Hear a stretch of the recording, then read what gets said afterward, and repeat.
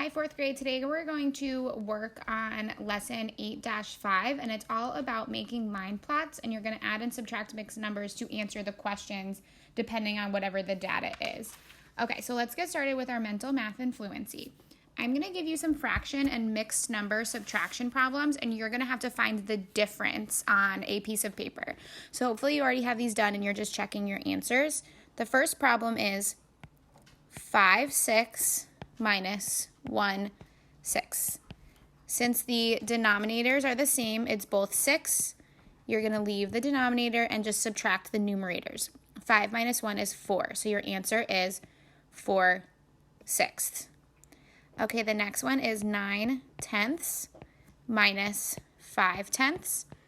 So my denominator is going to stay as tenths, and if I subtract 9 minus 5, I get 4. So my answer is 4/10. Okay, let's look at the next set of problems. Now these are going to have mixed numbers. So it's 3 and 11/12 minus 2 and 4/12. So if you subtract 3 minus 2, you're left with 1 whole. And if you subtract the fractions, you're left with 7/12. So your answer is 1 and 7/12.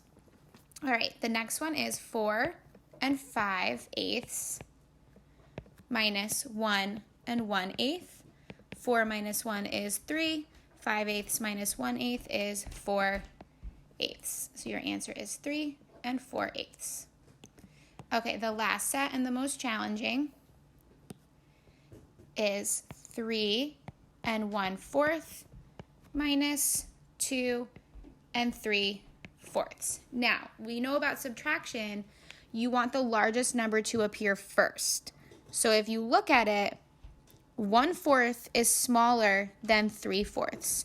So what we're going to have to do is rewrite this fraction. So I'm going to have to take out a whole. So my whole number will be bigger, but my fraction will be less. So I'm going to write 3 and 1/4 because that's staying the same. And, oh, I'm sorry, I actually can't take out a whole here because it's only 4/4. So what you're going to want to do is turn both of these into improper fractions.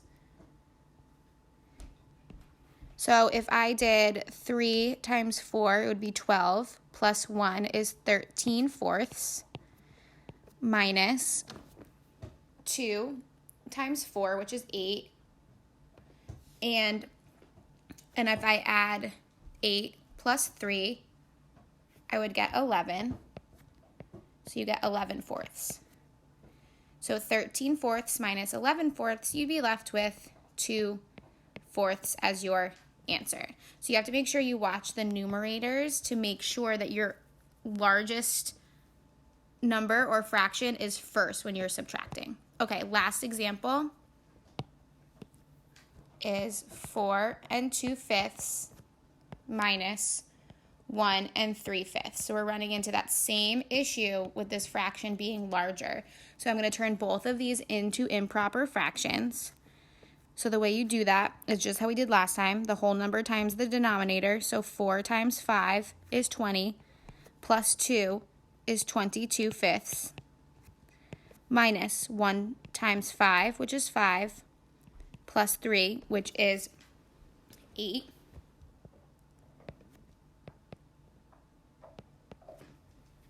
So if you did 22 minus 8,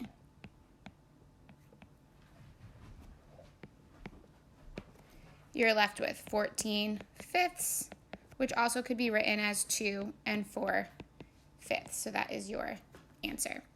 Okay, do your math message and watch the next video.